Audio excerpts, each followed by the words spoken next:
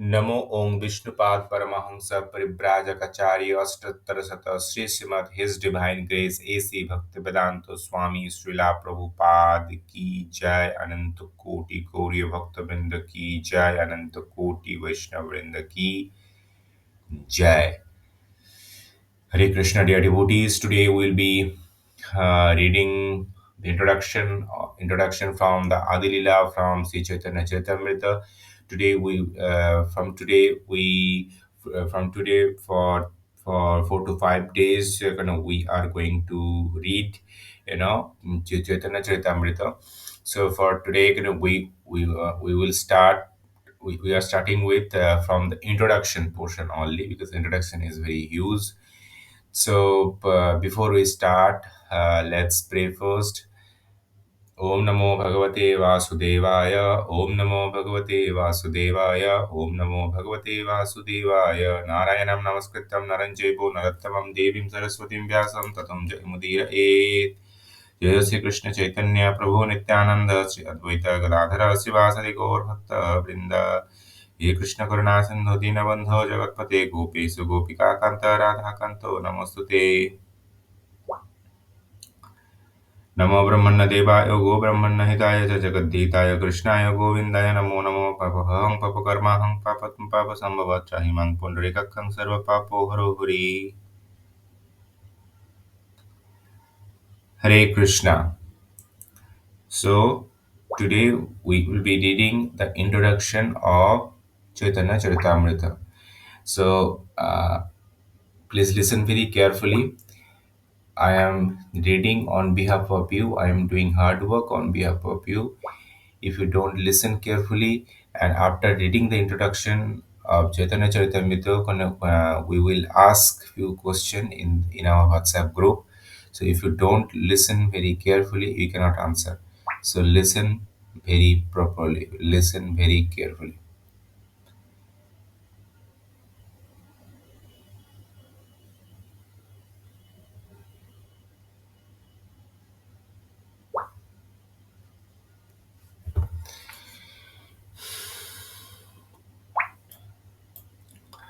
Originally delivered as fine morning lecture of Chaitanya Charitamrita, the author authoritative biography of Lord Chaitanya Mahaprabhu.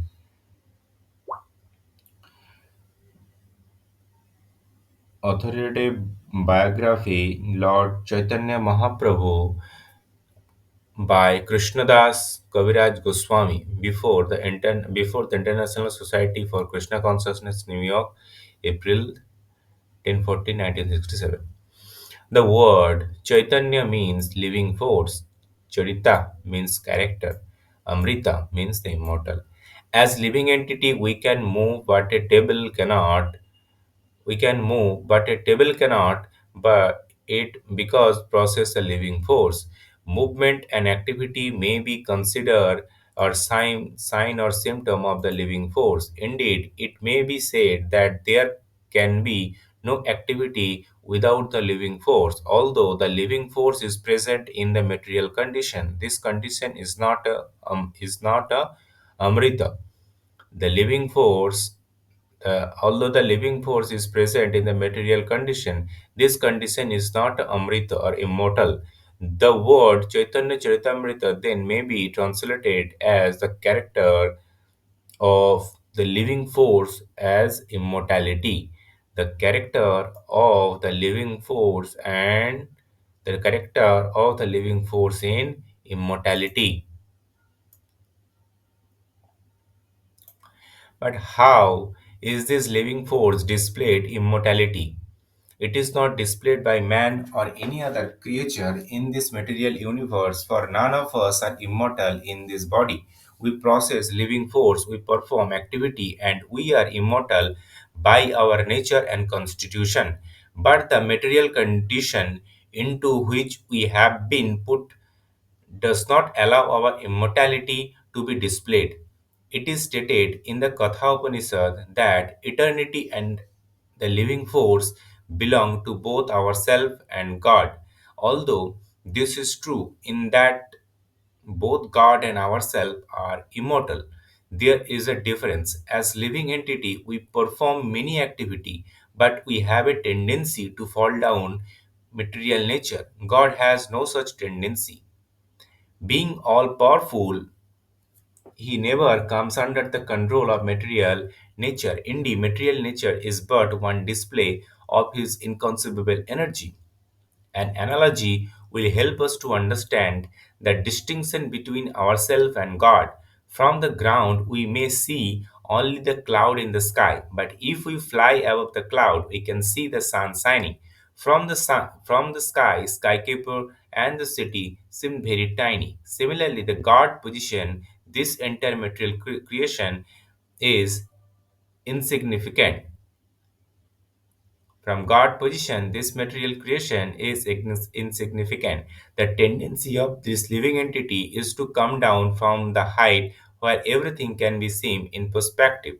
God, however, does not have this tendency. The Supreme Lord is not subject to fall down into illusion Maya anymore. Then the sun is subject to fall beneath the cloud. Impersonalist philosopher Mayavadis maintained both of this living entity and God himself as under the control of Maya. When they came into this material world, this is called fallacy of their philosophy. Lord Chaitanya Mahaprabhu should therefore not be considered one of us. He is the Krishna himself, the supreme living entity. As such, he never come under the cloud of Maya, Krishna. His expansion and even his higher devotee never fall into the clutch of illusion. Lord Chaitanya came to earth simply to preach Krishna Bhakti, love of Krishna. In other words, he is Lord Krishna himself teaching the living entity the proper way to approach Krishna. He is like a teacher who's seeking a student doing poorly, take up a pencil and write saying, do it like this, ABC. From this, one should not foolishly think that the teacher is learning is ABC. Similarly, although the Lord Chaitanya appear in the guise of devotee, we should not foolishly think he is an ordinary human being. We should always remember Lord Chaitanya is a Krishna God Himself teaching us how to become Krishna consciousness, and we must study Him in that light. In Bhagavad Gita 1866, Lord Krishna said, give up all the nonsense and surrender to me. I will protect you. We say, oh, surrender, but I have so many responsibility, and Maya illusion says to us, do not do this, do not do it, or it will be out of my clutch. Just stay in my clutch, and I will kick you. It is fact that we are constantly being kicked by Maya, just as a male ass is kicked by the face by the CS, by the CS when he come for sex. Similarly, cats and dogs are always fighting and winning when they have sex. Even an elephant in the jungle is caught by the use of trained sea elephant who leads him into a pit. We should learn by observing this trick of nature. The Maya has many ways to entrap us, and her strong shackle is the female. Of course, is actually we are neither male or female. We are neither male nor female. For this designation refer only to the outer dress, the body. We are all actually Krishna's servant, but in conditioned life we are shackled by the iron chain in the form of beautiful woman. Thus, every male is bound by sex. Therefore, one who wish to gain liberation from the material clutch must first learn to control the sex urge. Unrestricted sex put one fully into the clutch of illusion. Lord Chaitanya Mahaprabhu officially renounced this illusion at the age of 24, although his wife was 16 and his mother 70, and he was only the male in the family. Although he was the Brahmana and was not reached, he took sannyasa, the renounced order of life, and thus intricated himself from the family entanglement. If we wish to become fully Krishna conscious, we have to give up the shackle of Maya, or if we remain with Maya, we should live in such a way that we will not be subject to illusion, as did the many householders. Lord Chaitanya, closest devotee, with his follower in the renounced order. However, Lord Chaitanya was very strict. He even vanished Junior Haridasa, an important Kirtana leader, for the glancing lustful at the omen. The Lord told him, "You are living with me in the renounced order, and yet you are looking at omen with lust." Other devotees of Lord had appealed to him to forgive Haridasa, but he replied, "All of you can forgive him and live with him. I shall live alone." On the other hand, when the Lord learned that his wife, one of the householder devotee, was pregnant, he asked that the baby be given a certain auspicious name. So, while the Lord approved the householder having regulated sex, he was like a thunderbolt with those in the renounced order who tried to cheat by the method known as a drinking water underwater while bathing in on the first day. In other words, he tolerated no hypocrisy among his followers. From Chaitanya Charitamrita, we learn how Lord Chaitanya taught people to break the shackle of Maya and become immortal. Thus, as mentioned above, the title may be properly translated as character of a living force in immortality. The supreme living force is the supreme personality of the Godhead. He is also the supreme entity. There are innumerable living entity and all of them are individual. This is very easy to understand. We are all individual in our thought and desire, and Supreme Lord is also individual person. He is a different thought, though he is a different, though in that he is the kind of leader, the one whom no one can excel. Among the minute living entity, one being can excel another in another capacity and another. Like each of these living entity, Lord is individual, but he is different in that he is a supreme individual. God is also infallible. Thus, in the Bhagavad Gita, he is addressed as Achyuta, which means he who never fall down. This means is appropriate because Bhagavad Gita Arjuna fall into the illusion, but Krishna does not. Krishna himself revealed his infallibility when he says to Arjuna, "When I appear in this world, I do so by own internal potency." Bhagavad Gita 4.6. Thus, we should not think that Krishna is overpowered by the material potency when he is the material kind of world. Neither Krishna nor is the incarnation even come under the control of material nature. They are totally free. Indeed, in the Srimad Bhagavatam, one who has a godly nature is actually defined as one who is not affected by the mode of material nature, although in material nature, even a devotee can attain this freedom, then what to speak of the Supreme Lord? The real question is, how can we remain unpolluted by the material contamination while in material world? Srila Rupa Goswami explained that we can remain uncontaminated while in this world if we simply make it our ambition to serve Krishna. One may just one may then justifiably ask, how can I serve? It is not simply a matter of meditation, which is just activity of the mind, but the performing practical work for Krishna. In such a kind of work, we should leave no resource unused. Whatever there is, wherever we have, should be used for Krishna. We can use everything: typewriter, automobile, airplane, missile. If we simply speak to people about Krishna consciousness, we are rendering service. If our mind, senses, speech, money, energy are thus engaged in service of Krishna, then we are no longer in material nature. By the virtue of spiritual consciousness or Krishna consciousness, we transcend our platform. We transcend the platform of material nature.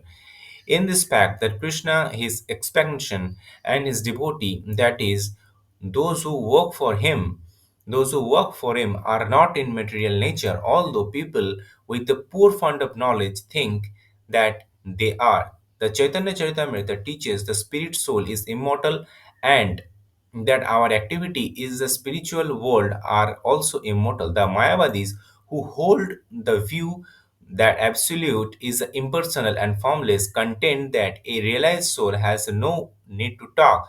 But the Vaishnava devotee of Krishna contend that when one reached the stage of the realization, he really began to talk. Previously, only the talk of nonsense. The Vaishnava says, now let's begin our real talk of Krishna.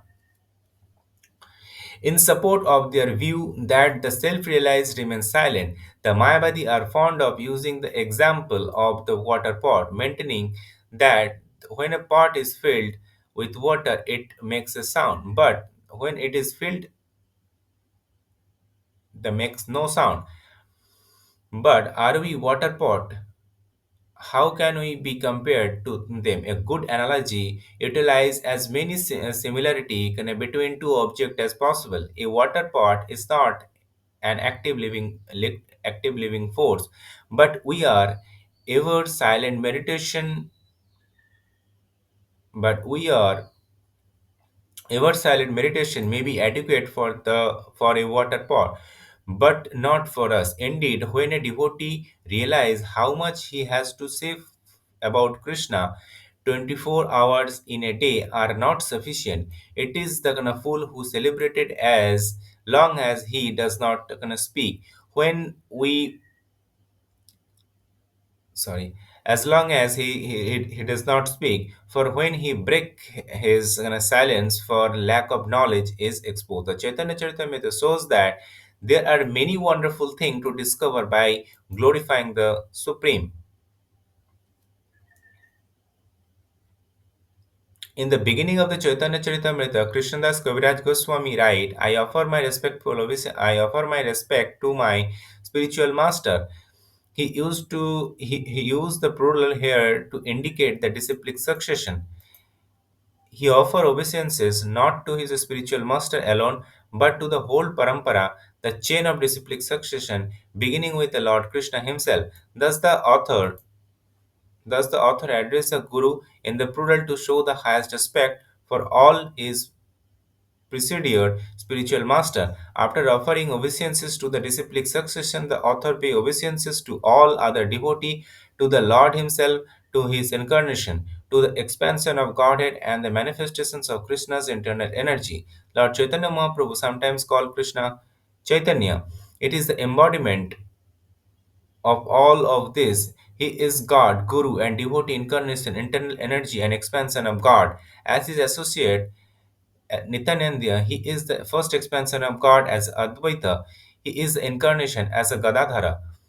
He is the internal potency as as Srivasa. He is a marginal living entity in the role of devotee. Thus, Krishna should not be thought of as being alone, but should be considered as a eternally existing with all of his manifestation, as described by Ramanujacharya.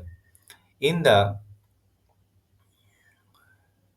Visishtadvaita philosophy, God energy and expansion, God energy's expansion and incarnation are considered to be oneness in diversity. In other words, God is not separate from all this. Everything together is a God. Actually, Chaitanya Charitamrita is not intended for the novice, for it is the postgraduate study of the spiritual knowledge. Ideally, one begin with the Bhagavad Gita and advance through Srimad Bhagavatam to the Chaitanya Charitamrita. Although all these great scripture are on the same absolute level, for the sake of comparative study, for the Chaitanya Charitamrita is considered to be the highest perfection. Even every verse in it is the perfectly composed.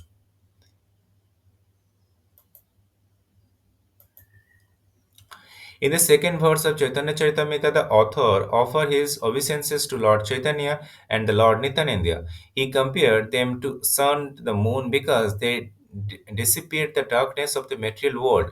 In that instance, the sun and moon have risen together.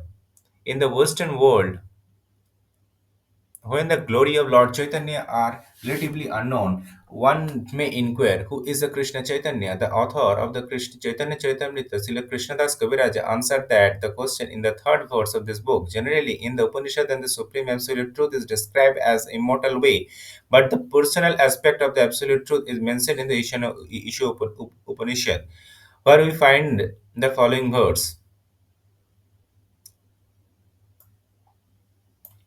O my Lord, sustainer of all the living, sustainer of all that lives, you real man, your real face is covered by your dazzled effulgence. Kindly remove that covering and exhibit yourself to your pure devotee. Sri Ishopanishad 15. The impersonalists do not have the power to go beyond the effulgence of God, arrive at Supreme Personality Godhead, from whom this effulgence is emanating. The Isopanishad is a hymn to the personality of the Godhead. It is not the impersonal Brahman is denied. It is also described, but the Brahman is revealed to be the girdling effulgence of the body of Lord Krishna. And and in the Chaitanya Charitamrita, we learn that Lord Chaitanya is a Krishna himself. In other words, Sri Krishna Chaitanya is the basis of impersonal Brahman, the Paramatma or Super Soul, who is presented within the heart of every living entity and within every atom in the universe. But atom in the universe is both the is partial representation of Lord Chaitanya. Therefore, Sri Krishna Chaitanya, being the basis of both Brahman and all perverting Paramatma as well, is the supreme personality Godhead, such as such, he is the full of six opulence: wealth, fame, strength, beauty, knowledge, and renunciation. In short, we should know that he is Krishna, God, and that nothing is equal or greater than him. There is nothing superior to be conceived. He is the supreme person.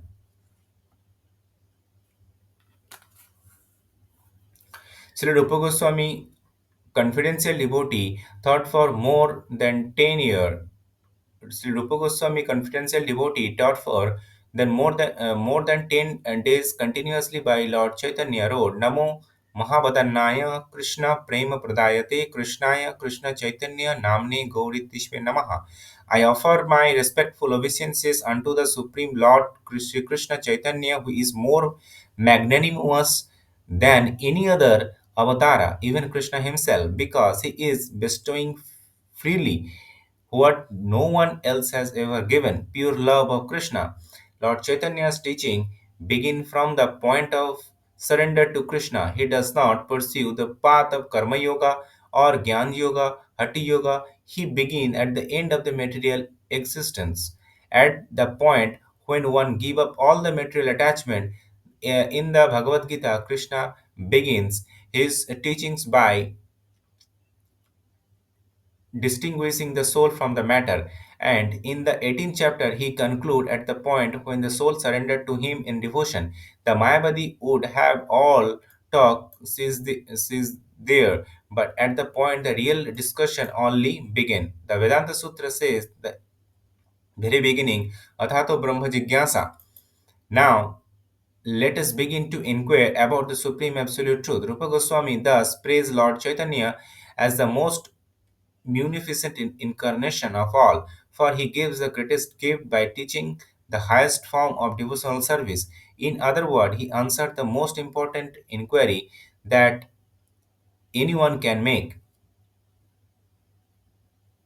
There are different stages of devotional service and God realization.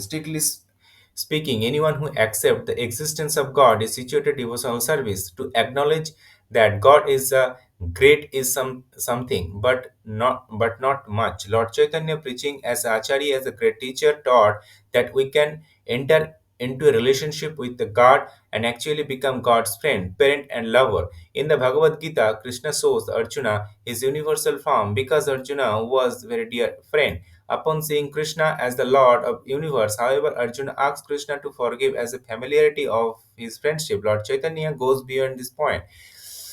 Though Lord Chaitanya, we can kind of become friend with Krishna, we will be no limit to this friendship. We can become friend of Krishna not in awe or adoration, but in complete freedom. We can even relate to the God as his father and mother. This is the philosophy, not only the Chaitanya Charitamrita, but of Srimad Bhagavatam as well. There are no other scripture in the world in which God is treated as a son of devotee.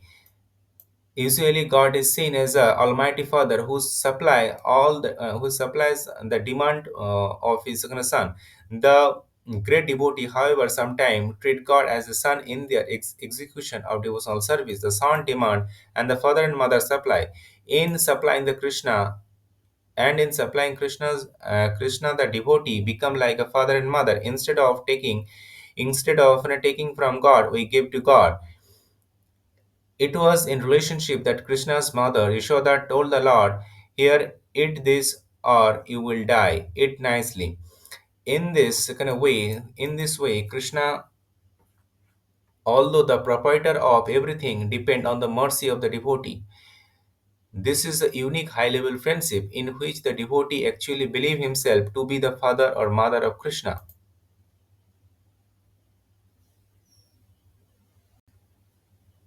However, Lord Chaitanya's greatest gift was his teachings that Krishna can be treated as one's lover. In this relationship, Lord becomes so much attached to his devotee that he expressed his inability to reciprocate. Krishna was so obliged to the gopi, the cowherd girl of Vrindavana, that he felt unable to return their love. "I cannot repay your love," he told them. "I have no more asset to give." Devotional service in this highest, most excellent platform of the lover and beloved, which had never been given by any previous incarnation of Acharya, was given by Chaitanya Mahaprabhu. Therefore, Krishnadas Kaviraja, quoting Srila Rupa Goswami, write the kind of fourth verse of his book. Lord Chaitanya is Krishna is Lord Chaitanya is Krishna in a yellow complexion, and he is Sachidananda.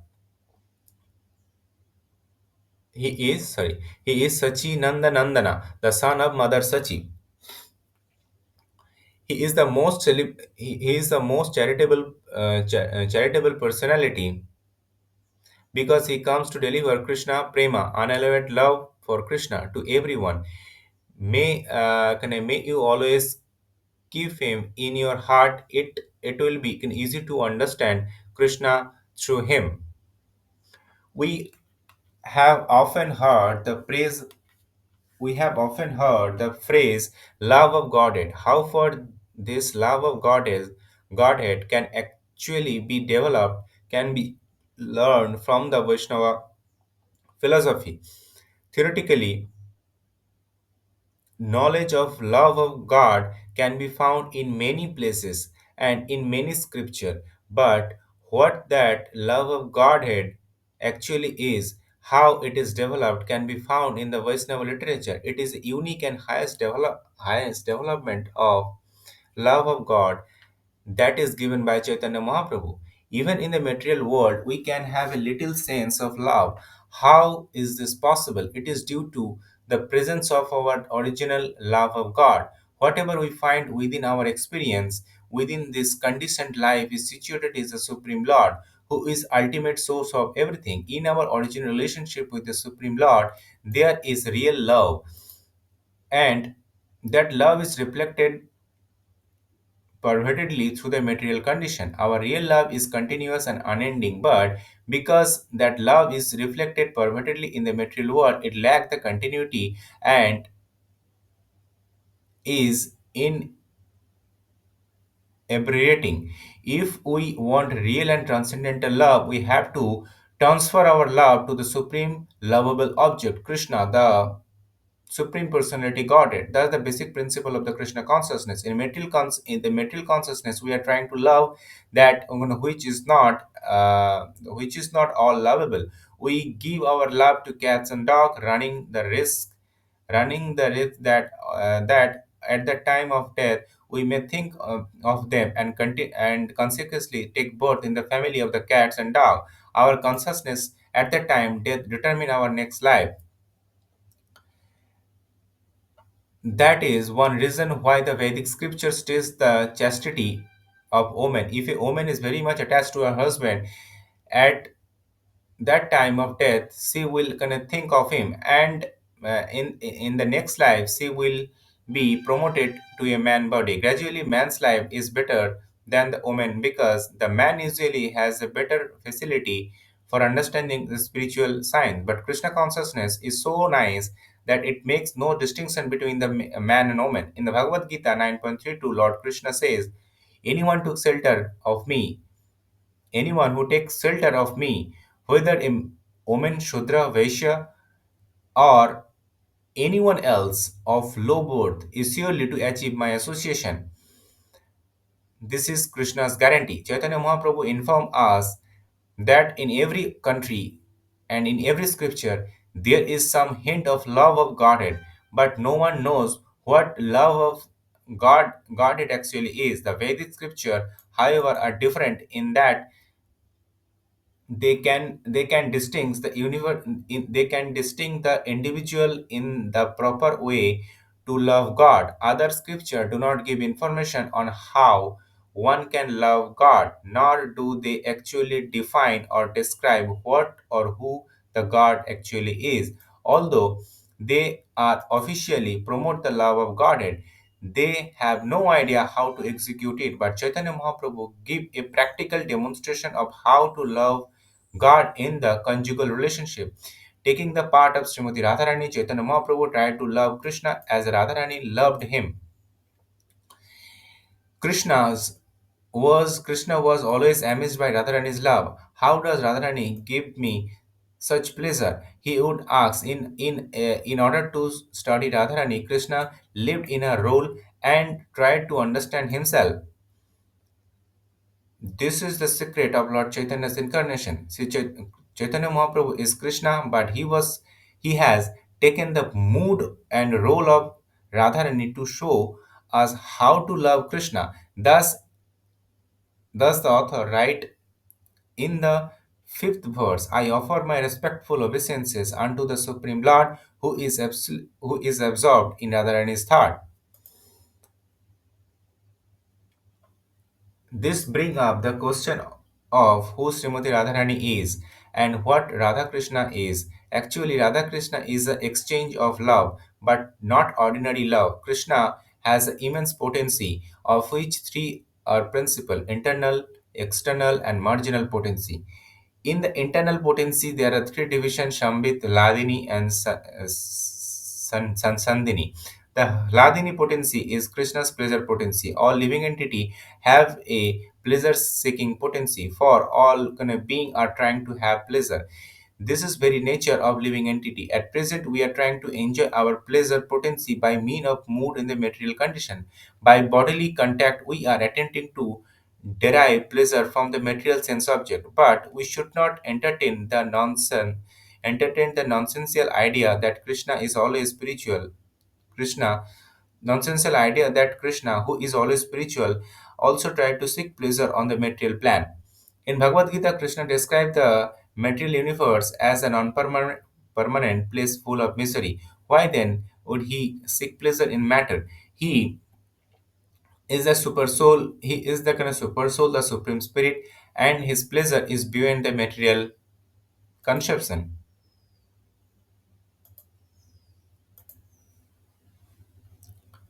To learn how Krishna enjoy pleasure, we must study the first ninth canto of Srimad Bhagavatam. Then we should study the 10th canto, in which Krishna's pleasure potency is displayed in his the pastimes with Radharani and the damsel of Broja. Unfortunately, unintelligent people turn at once to the kind of sport of Krishna in the Dasamaskanda, the 10th canto. The Krishna embracing Radharani or his dancing with the cowherd girls in the Rasa dance are generally not understood by ordinary man, because they consider these pastimes in the light of the mundane lust.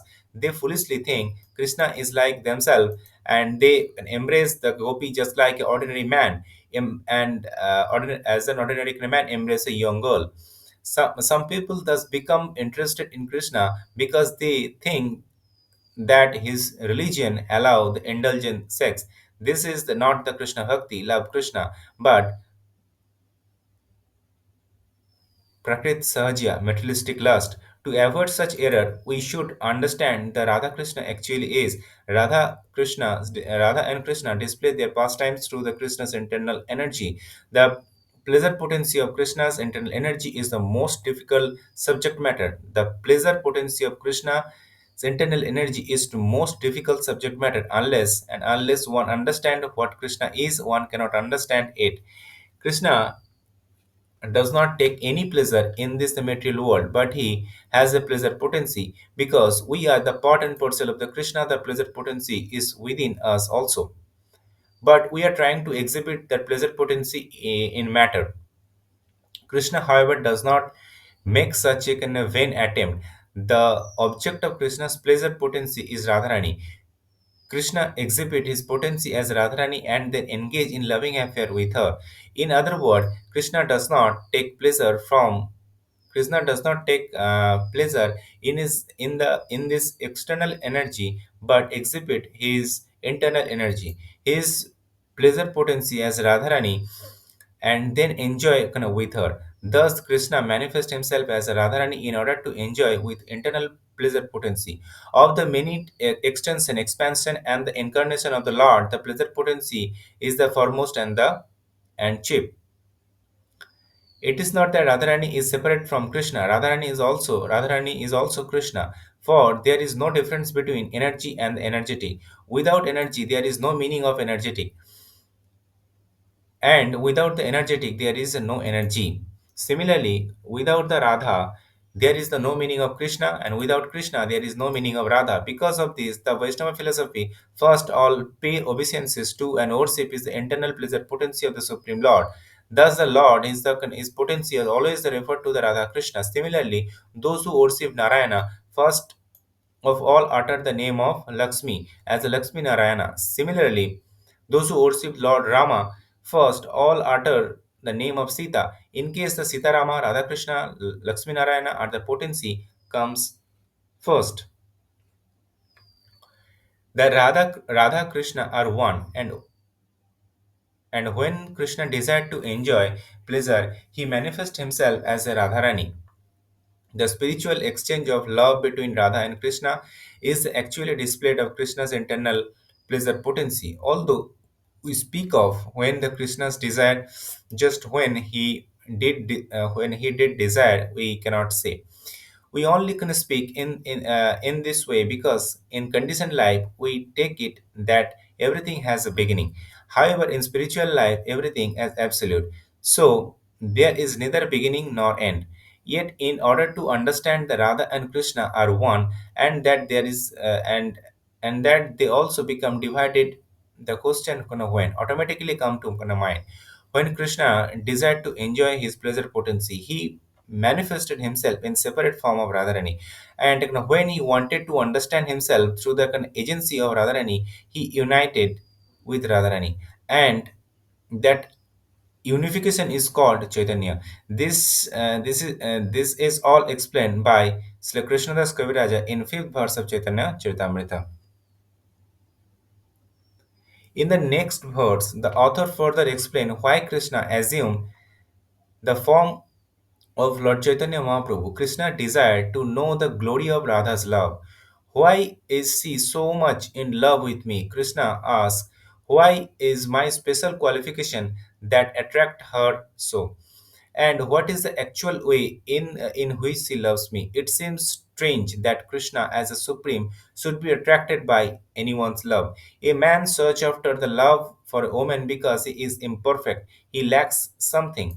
The love of woman, that the potency and the pleasure is absent in man. Therefore a man want a woman. But this is not a case with Krishna, who is full in himself. Thus, Krishna expressed surprise, why am I attracted by Radharani? And when Radharani feels my love, when is she actually kind of feeling? To test the essence of that loving exchange, Krishna made his appearance in the same way that the moon appeared in the horizon of this kind of sea. Just as moon was produced by the churning of the sea, by the churning of the spiritual love affair, the moon of Chaitanya Mahaprabhu appeared. Indeed, the Lord Chaitanya's complexion was golden, just like a luster of the kind of moon. Although this is the figurative language, it conveys the meaning beyond the appearance of Lord Chaitanya Mahaprabhu. The full significance of his appearance will be explained in the latter chapter. And offering respect to Lord Chaitanya, Krishnadas Kaviraja began offering them to Lord Nityananda in the kind of seventh verse to the law of the Chaitanya Charitamrita. The author explained that Lord Nityananda is Balarama, who is the origin of Mahavishnu. Krishna's first expansion is Balarama, a portion of whom is manifested as a Sankarsana, who then expand as a Pradyumna. In this way, so many expansion takes place. Although there are many expansion, Lord Sri Krishna is the origin, as confirmed by Brahma Samhita. He is like the original candle, from which many thousands of millions candle are lit. Although any number of candle can be lit, the original candle still remain its identity as its origin. In this way, Krishna expands himself into so many kind of form, and all this expansion are called Vishnu Tattva. Vishnu is a large light, and we are small light, but all are the expansion of Krishna. When it is necessary to create the material universe, Vishnu expands himself as a Mahavishnu. Mahavishnu lies down in the casual ocean and breathe all the universe from his nostril. Thus, from Mahavishnu and the casual ocean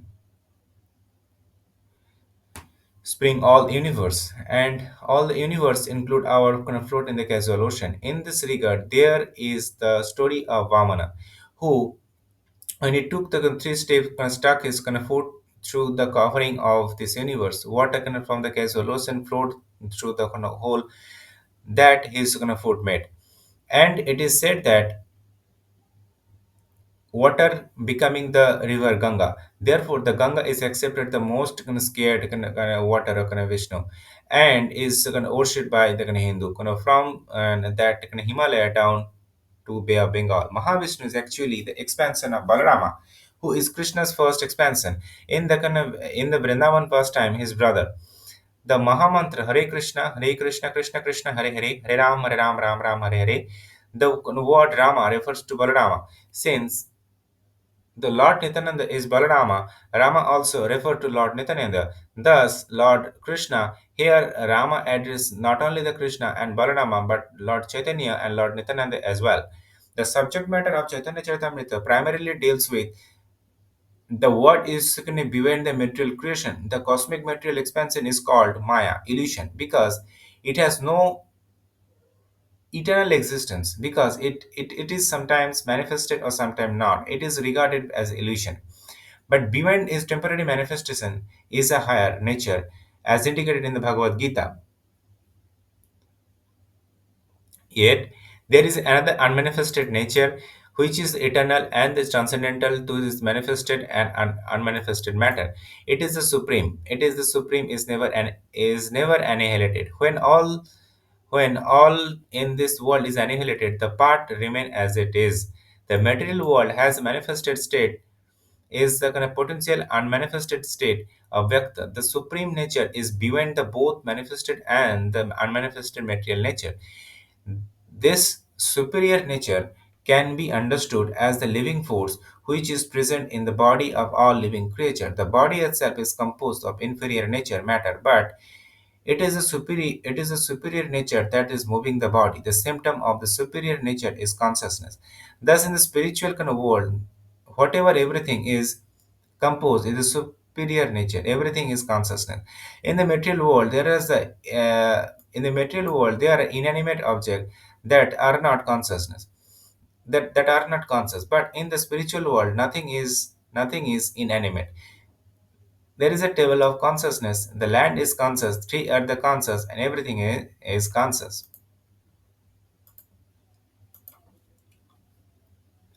It is not possible to imagine how far the material manifestation end. In the material world, everything is calculated by imagination or by some imperfect method. But the Vedic literature gives real information of what lies beyond the material universe.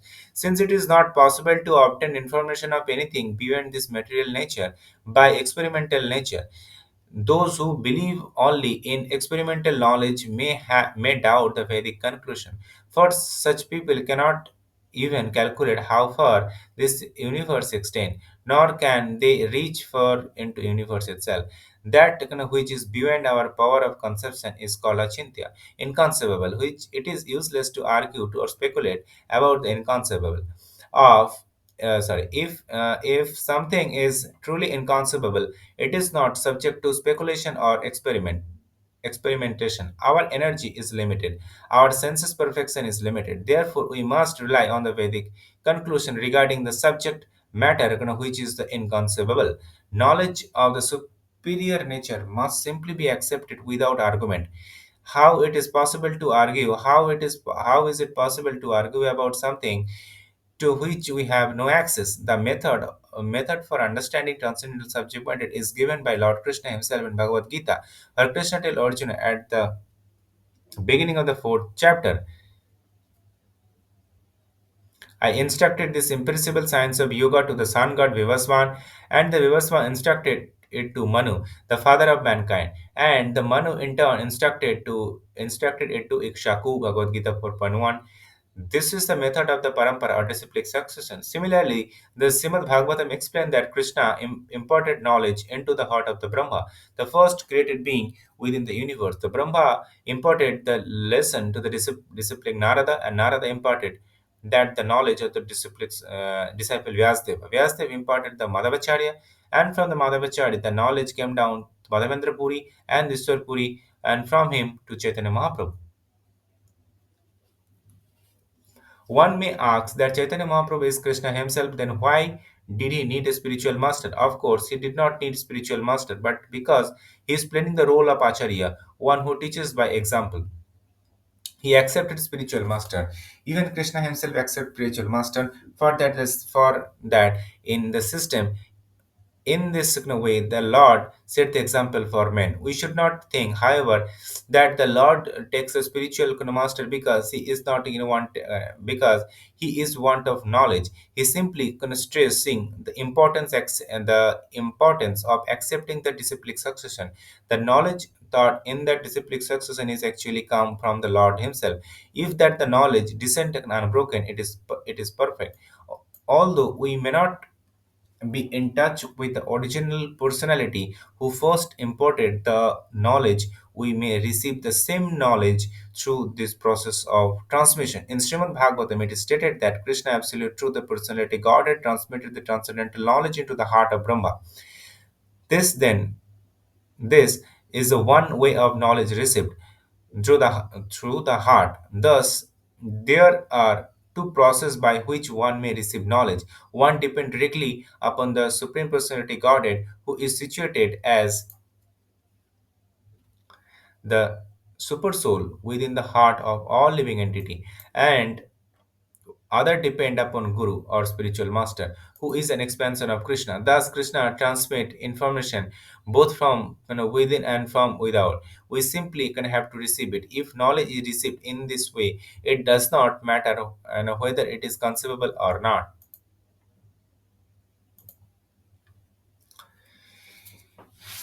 In Srimad Bhagavatam, there is a great deal of information given about the Vaikuntha planetary system, which are beyond the material universe. Similarly, a great deal of inconceivable information is given in the Chaitanya Charitamrita.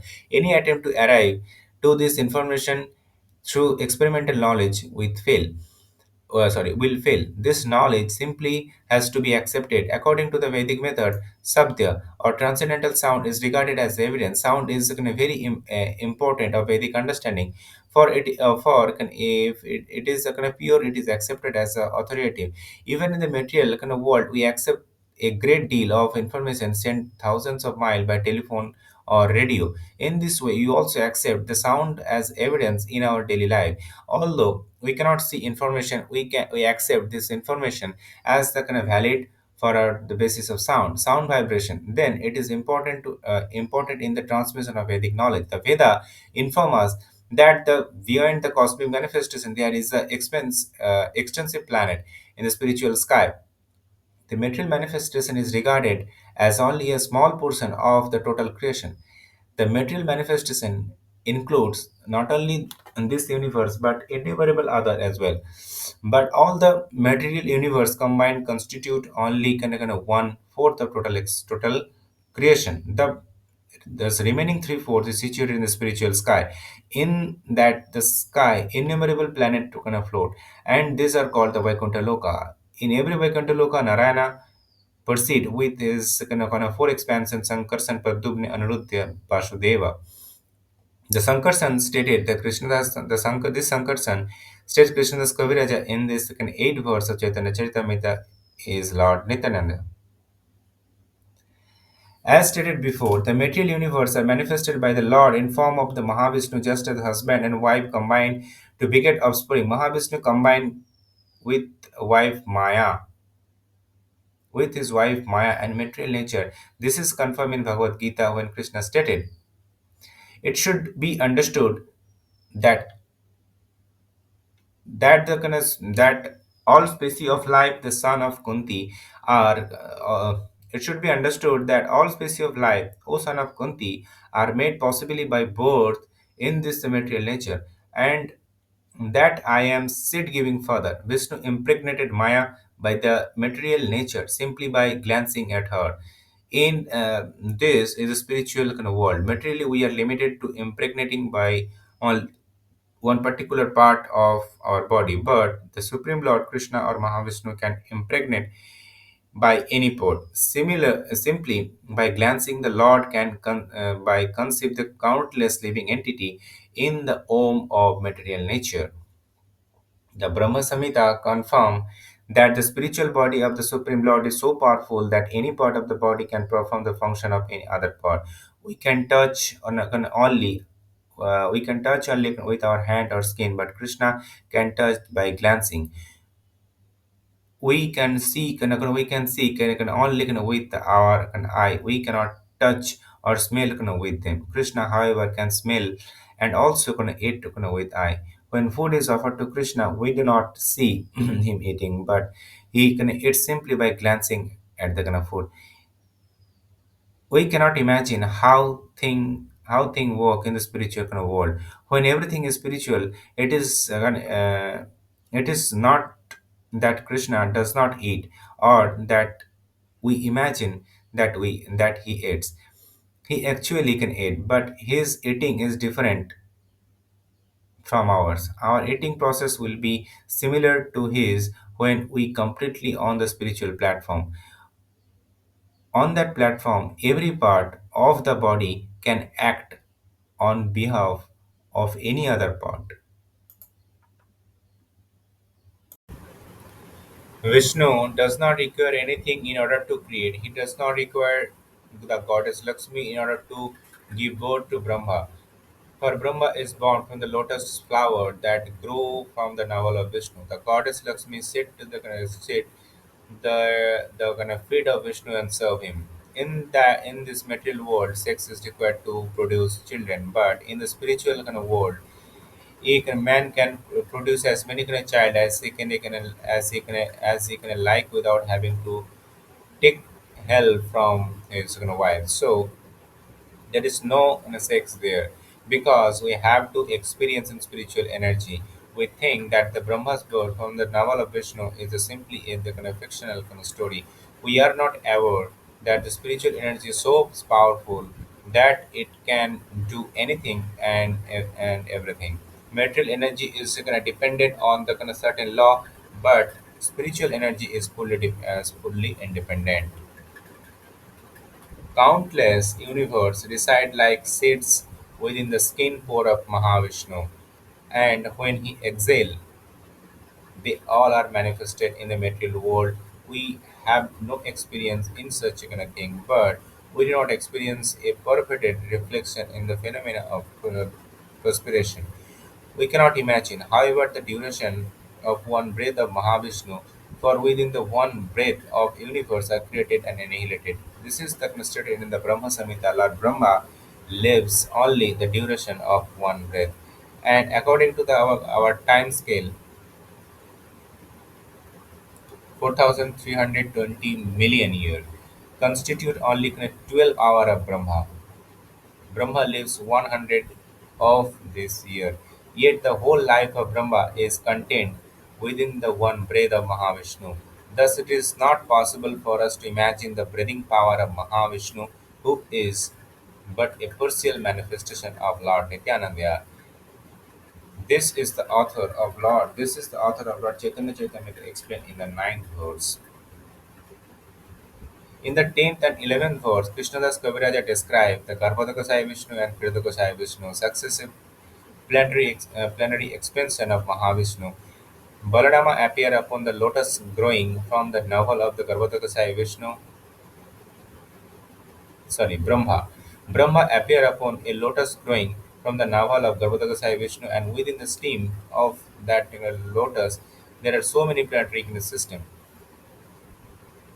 Then Brahma created the whole human society, animal society, everything. Kritakasai Vishnu lie on the milk ocean within the universe of which he is a control and maintainer. Thus Brahma is creator, Vishnu is the maintainer, and when the time of annihilation arrives, Shiva will finish everything. First 11 verse, the Chaitanya Charitamrita, Krishnadas Kaviraja Goswami thus discussed the Lord Chaitanya Mahaprabhu as the Krishna himself, the Supreme Personality God, and Lord Nityananda as the Balaram, the first expansion of Krishna. Then in the 12 and 13 verses, he described Advaita Acharya, who is another principal associate of the Lord Chaitanya Mahaprabhu and incarnation of Mahavishnu. Thus, Advaita Acharya is also the kind of Lord, and more precisely, the expansion of the Lord. The word Advaita means non-dual. His name his name is such because he is the non-different from the Supreme Lord. He is called Acharya, teacher, because he disseminated the Krishna's consciousness.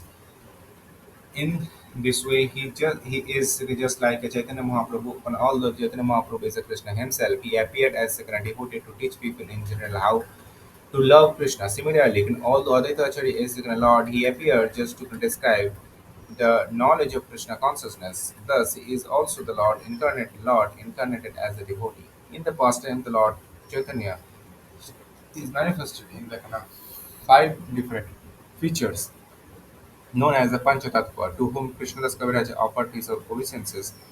In the fourth verse of Chaitanya Charitamrita, Krishna and his associate appear as a devotee of the Supreme Lord in the form of Sri Krishna Chaitanya. Sri Nityananda Prabhu, Sri Advaita Acharya, Sri Gadadhar Prabhu, Srivas Prabhu. In all cases, Chaitanya Mahaprabhu is a source energy for all his devotees. Since this is the kind of case, if we take center Chaitanya Mahaprabhu for the successful execution of Krishna consciousness, we are sure to make progress in the devotional song.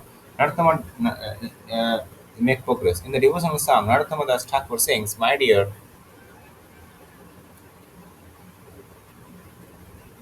Lord Chaitanya, please have mercy upon me. There is no one who is merciful as you. My plea is most urged because your mission is to deliver your all the fallen soul. But no one is more foreign than me. Therefore, I break priority. With verse 15, Krishnadas Kaviraj Goswami offering his obeisances directly to Krishna himself. Krishnadas Kaviraj was an inhabitant of Vrindavana and a great devotee. He had been living with his family in Katwa, a small town in the district of Bardwan in the Bengal. He worshipped Radha Krishna with his family. And taken once when there was some misunderstanding among his family members about the devotional service, he was advised by Nityananda Prabhu in the contempt to leave home and go Vrindavan. Although he was very old, he started out at the and he started out that very night and went to live in Vrindavan. While he was there, he met some. of the Goswami, principal disciple of Lord Chaitanya Mahaprabhu. He was requested to write Chaitanya Charitamrita and by the devotee of the Vrindavan. Although he began this work at very old age, by the grace of Lord Chaitanya he finished it. Today it remains the most authoritative book of Chaitanya Mahaprabhu philosophy and life. When Krishnadas Kaviraj Goswami was living in Vrindavan, there was very temple. There were not very many temple. At that time, the three principal temple was the Madan Mohan, three principal Madan Mohan, Govindaji, and Gopinath. Madan Mohan, Govindaji, and Gopinath. As the resident of the Vrindavan, Krishnadas Kaviraj offer his respect to the deity in this temple and request God's favor. My progress in the spiritual life is very slow, and so I am asking your help. In the fifth verse of Chaitanya Charitamrita, Krishnadas can offer his obeisances to the Madan Mohan Vigraha, the deity who can help us progress in Krishna consciousness. In the execution of Krishna consciousness, our first business is to know Krishna and our relationship with Him. To know Krishna is to know oneself, and to know oneself is to know one relationship with Krishna. Since this relationship can be learned by worshipping the Madan Mohan Vigraha, Krishnadas Kaviraj first established his relationship with him. When this established, the 16th verse, Krishnadas offered his obeisances to the functional deity Govindaji. The Govinda deity is called the functional deity because he shows us how to serve Radha Krishna. The Madan Mohan deity simply established that I am a eternal servant. With the Govindaji, however, there is actual appearance of service. Govindaji resides eternally in Vrindavan. In the spiritual world of Vrindavan, the buildings are made of touchstone. The cow are known as Surabhi cow, giver of abundant milk, and the tree are known as wish fulfilling tree, for they yield whatever one desire. In Vrindavan, Krishna heard the Surabhi cow, and he is worshipped by hundreds and thousands of gopi, coward girl, who are all goddess of fortune. When Krishna descended to the material world, this same Vrindavana descended with him, just as the entrance accompany an important personage. Because when Krishna comes, his land also gonna come Vrindavan is considered to exist beyond the material world. Therefore, devotee takes shelter on the Vrindavan in India, for it is considered to be replica of the original Vrindavan. Although one may complain that no Kalpavriksha wish fulfilling tree exists there, when the Goswami were there, Kalpavriksha was present. It is not that one can simply go to such a tree and make a demand. One first become a devotee. The Goswami would live under the tree for the night only. One tree would satisfy all their desire. For the common man, this make all seem very wonderful, but as one make progress in the devotional life, all this can be realized. Vrindavan is actually experienced as it is by person who have stopped trying to deprive pleasure from the material enjoyment. When will my mind become cleansed of all hankering for material enjoyment, so I will be able to see Vrindavan. One great devotee can ask, the more Krishna consciousness we become and more we advance, the more everything is revealed as spiritual. Thus, Krishnadas Kaviraj Goswami considered the Vrindavan in India to be as good as Vrindavan in the spiritual sky. And the 16th verse of Chaitanya Charitamrita, he described Radharani and Krishna as stated beneath as a wish fulfilling tree in Vrindavan. On the throne decorated with valuable jewel, the Krishna's dear gopis friend served Radha and Krishna by singing, dancing, offering betel nut and refreshment and decorating their lordship with flower. Even today in India, people decorate a swinging throne and recreate this scene during the month of July-August. Generally, at that time, people go to Vrindavan to offer their respect to the deity. Finally, Krishnadas Kaviraj Goswami offered his blessing to his rendered under the name of the Gopinath deity. who is the Krishna as the master, the proprietor of all gopi. When the Krishna played upon his flute, all the gopi and cowherd girls were attracted by the kind of sound and left their household duty. And when they come to him, he dances with him. These activities are all described in the 10th canto in Srimad Bhagavatam. These gopi were childhood friend of Krishna, and many were married. For in India, the girls are generally married by the age of 12. The boys, however, are married before 18. So Krishna, so Krishna, who was 15 and 16 at time, was not married. Nonetheless, he called all the gopi from their home and invited them to dance with him. That dance is called Ras Leela dance, and it is the most elevated of the Vrindavan pastimes. Krishna is therefore called Gopinatha because he is the beloved master of gopis.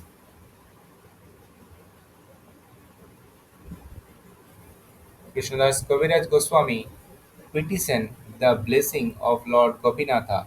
May that Gopinatha, the master of gopis, Krishna bless you. May you become blessed by Gopinatha. The author of Chaitanya Charitamrita prays that just as Krishna attracted by the gopi by the sweet sound of his flute, he will also attract the reader's mind by their transcendental vibration. He will also attract the reader's mind by that transcendental vibration. Oh my God, this is huge introduction, huge, because just it is an introduction. So today we covered the entire introduction. It took around 1.5 hour almost. So we are now what we will do, we will try to make the insight from this introduction. So we have made the separate video for it, and we are attaching the separate video with this introduction original video one. So stay tuned from the till the end, and you will get the best and best insight from the introduction. Hare Krishna. Today, we're diving into the Caitanya Charitamrita, a text that gets right to the heart of one of the biggest questions we can ask, a question that's actually hidden in plain sight, right there in its title. I mean, think about it. We all know we're alive, right? We move, we think, we feel. But what is that essential spark, that living force inside us? Is it just here for a little while and then gone? Or is there something, well, immortal about it? This text says yes, absolutely. But there's a catch, a big one. And that catch brings us to the first huge idea in this text, what I like to call the immortal paradox. It's this core conflict that really sets the stage for everything else we're going to talk about.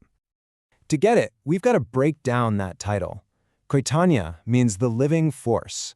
Charita means character, and Amrita, that means immortal. So when you put it all together, the book is literally about the character of the living force in immortality.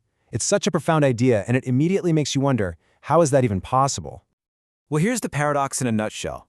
The text argues that by our very nature, we are immortal. That living force in you is eternal. But our current situation, this physical body, this material world we're in, it acts like a thick curtain, completely hiding our true, undying self. We're basically eternal beings having a very temporary experience.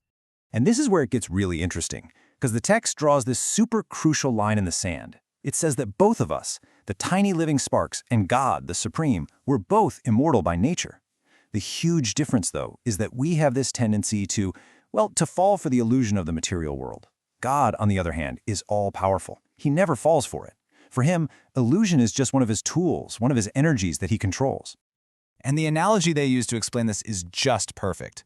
It says we're like someone standing on the ground and all we can see are the clouds. That's the illusion. But God, he's like the sun, always shining, totally untouched, way, way above those same clouds. He's never covered. So if we're stuck down here under the clouds, how in the world do we get above them? Well, the text introduces a guide, a teacher who shows up in a very, very specific way to show us the path. And this teacher is Lord Caitanya. But, and this is a huge but, the text is crystal clear. He's not just some wise guru. He's said to be Krishna, God himself, but playing the role of a devotee. It's kind of like a master professor sitting down with a first grader to show them how to write the letter A. The professor obviously isn't learning how to write. He's just demonstrating the process perfectly, out of pure compassion for the student. Now, to really get what Lord Caitanya is teaching us to break free from, we need a better handle on this force of illusion, which the text calls Maya. Think of it as the power that makes us forget we're immortal and keeps us completely tangled up in all the temporary ups and downs of life. And the way the text describes Maya, wow. It's not some passive fog. It's an active force that's basically whispering in our ear, hey, don't leave, just stay here with me, even though I'm just going to keep kicking you. It really highlights how bizarre our attachment is to things that, in the end, just bring us pain. And it doesn't shy away from some really vivid, down-to-earth examples of how this illusion works, through attraction. It talks about a male donkey getting kicked in the head while chasing a female, or a huge wild elephant being tricked into a pit by a trained female elephant. And then it gets right to the point. It says, the strongest shackle of all, the one that binds us tightest to this world, is the powerful attraction between the male and female forms. So, okay, if that's the trap, what's the escape route? Well, the path Lord Caitanya teaches isn't about just gritting your teeth and denying everything. It's about redirecting our most powerful emotion, love, but in a way that is described as totally, completely radical. You see, this philosophy lays out a relationship with God that goes way beyond just, oh, God is great. That's just a first step. It's described as a ladder of intimacy, where you can actually progress from awe and adoration to relating to him as a close friend, and then, get this, even treating him as your own child, and finally, reaching the most intimate relationship of all, that of a lover in a purely spiritual sense. And that parental love idea? It's really something else. I mean, in most traditions, God is the ultimate father, the one who gives everything. But here, the devotee can actually flip the script and take on the role of a parent, lovingly telling Krishna, here, you must be hungry, you should eat this. The entire focus shifts from asking from God to giving to him. And all of this builds up to that relationship of a spiritual lover, which is what Lord Caitanya came especially to teach. The love of the cowherd girls, the gopis, was apparently so pure and so overwhelming that Krishna himself said, I'm indebted to you. I can't repay your love. I have nothing left to give. Now that is presented as the absolute peak of spiritual realization. Okay, so this leads us to the most confidential, the most secret part of the entire text. It's the reason behind Lord Caitanya's appearance, and it's the key to understanding this highest, most radical kind of love. To get this, you have to wrap your head around this dynamic of the energetic and his energy. Krishna is described as the energetic source, the enjoyer, the object of love, and Radha is his energy, specifically his internal pleasure potency. She's the embodiment of love itself. The text says they're actually one and the same reality, just appearing as two so that they can exchange divine love. So, what's the secret? Here it is. Lord Chaitanya is Krishna himself, but on a very specific mission. He wanted to taste the incredible sweetness of the love that his greatest devotee feels for him. And to do that, to fully experience that love from the other side, he appeared with the mood and the golden complexion of Radha herself. And this is all placed within this absolutely mind-bending cosmology. The text presents Lord Krishna as the original source, like one candle that lights all the other candles. His very first expansion is Balarama, and from him, down the line, comes Mahavishnu, the cosmic being who is said to literally breathe out entire universes. It's this incredible hierarchy that all points back to one original, single person. Okay, I know, this all sounds incredibly deep, incredibly complex. So you might be wondering, how is a regular person supposed to actually access this? How can we understand it? Well, the text is very clear that it's not by just thinking about it really hard. The key is a principle called parampara. It's this idea that real transcendental knowledge has to be handed down pure and intact through an unbroken chain of teachers that starts all the way back with Krishna himself. The author makes a big point of this. Just like Lord Chaitanya himself accepted a teacher to set the example, we have to receive this knowledge from an authentic source inside that chain.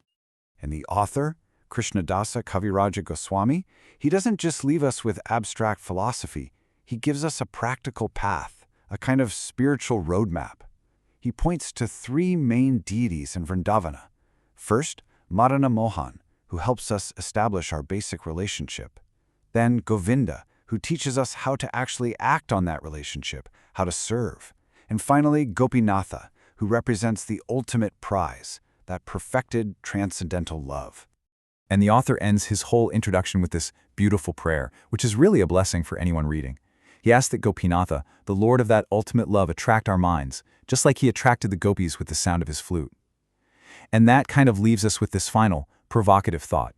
Can a book, a sound, a transcendental vibration really change the entire direction of our life and consciousness? According to this text, that is exactly what it's here to do.